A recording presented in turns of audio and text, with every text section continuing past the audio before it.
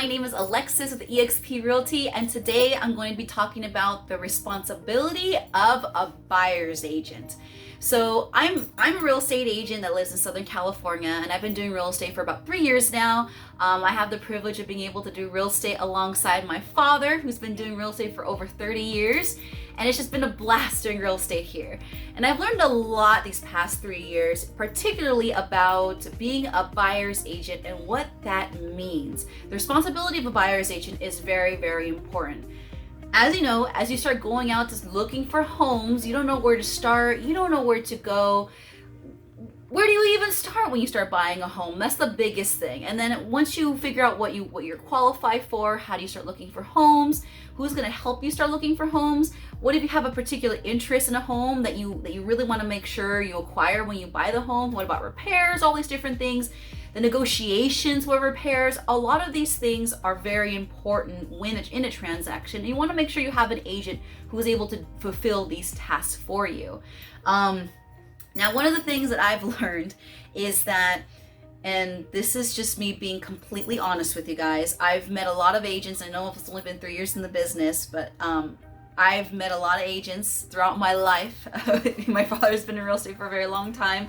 And even now that I'm starting to work in the real estate industry, there's a lot of different agents out there. I mean, that's with any sort of job that you have, right? There's gonna be people who are lazy, people who work really hard, people who are in the middle, people who are good at their job, people who are not, people who try, people who don't. So how do you know if an agent is a good agent in terms of a buyer's agent? So that's what I want to talk about today. I kind of broke it down into these 3 criteria. So one thing, the first thing is, do they have a good connection with a lender? And this is only if you don't have a lender that you're qualified with. Having an agent having a good relationship with their lender is essential, especially when you start negotiating for a home. So usually when you start going to look out for a home, the first thing you need to make sure is you get a pre-approval letter. It's a letter that basically states, from a lender, I've ran their credit, I know their job history, all these things, and this is what they are approved for, and the credit score, and all those sorts of things. That is going to need to be submitted with the offer that you make on a home. So the reason why it's so crucial for an agent and a lender to have a great relationship is because during the escrow process, that's what's going to make it go smoothly. And when you start making offers on homes, it's great to have a lender that's willing to call the selling agent, that is willing to go the extra mile for you.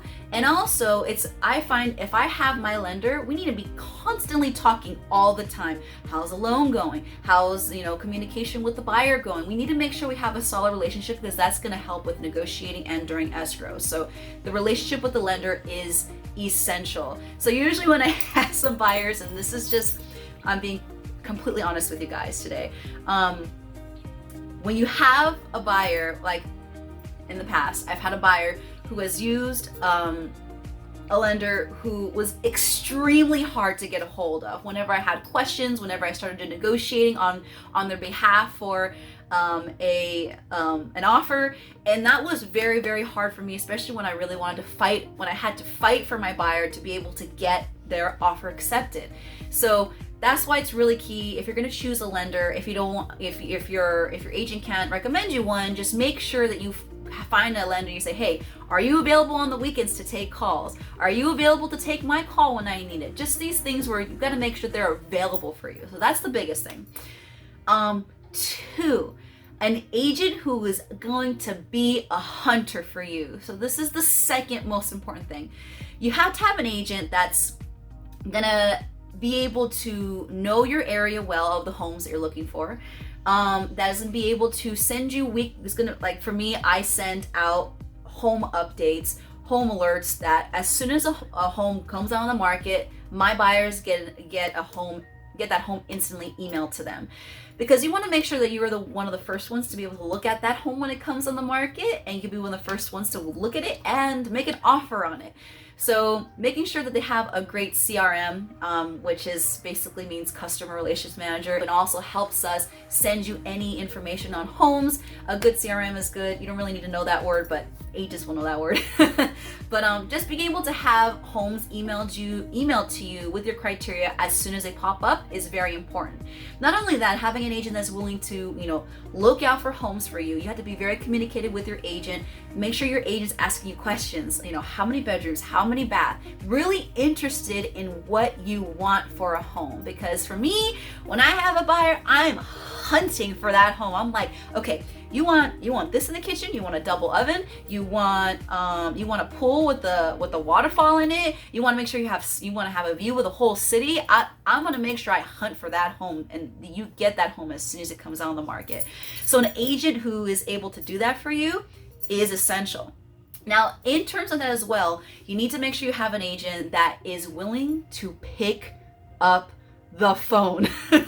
Now, I know this may seem very shocking to you, but most agents don't pick up the phone nowadays, which is very shocking. That's the hub of our business. Answer the phone. A lot of agents, they just don't do that, unfortunately. So look out for an agent who is able to look out for your needs as a hunter for you and answers the phone. Now, if you prefer texting, that's fine, is able to respond to text messages, in a timely manner, because that's going to be essential for when we're negotiating, right? You don't want to be like, oh, can you look at this home? And then a day later they respond and the home is off the market. So someone who is responsive with messages is very important.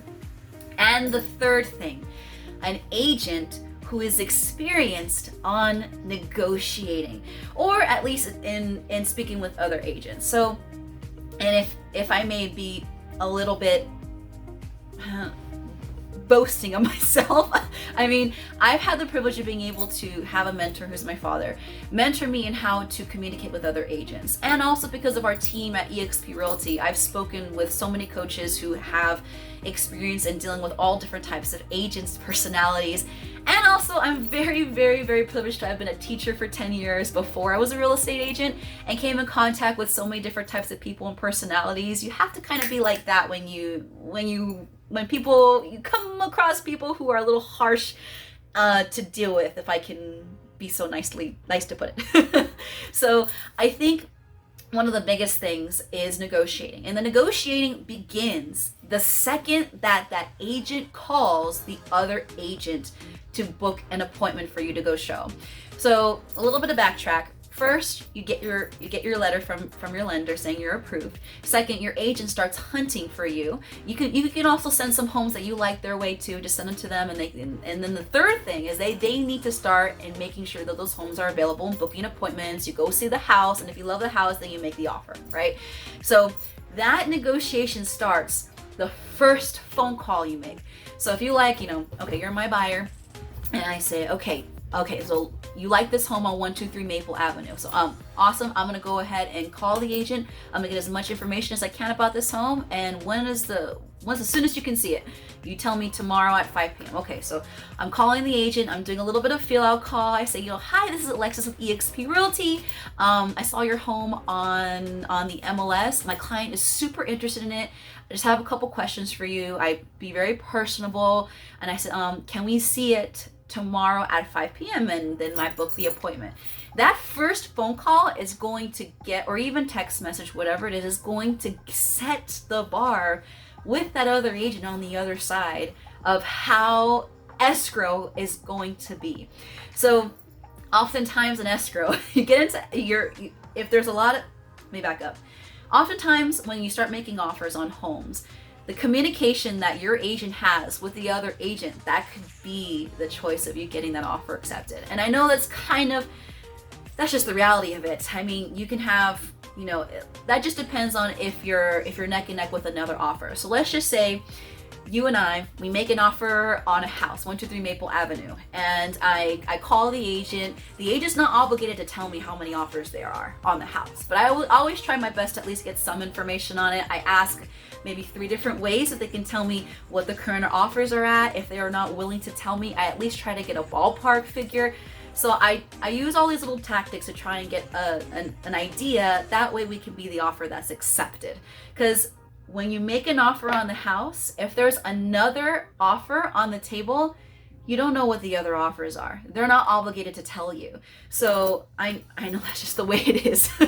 So I try my best to get that offer price. So let's just say I call the agent and the agent is willing to tell me at least a ballpark figure. So let's just say it was listed for 500,000. They say, oh, we're around 510, 520, maybe a little above. I can't really tell you exactly where we are, but just submit your highest and best. So I come back and I say, okay, let's submit our highest and best. We submit our offer.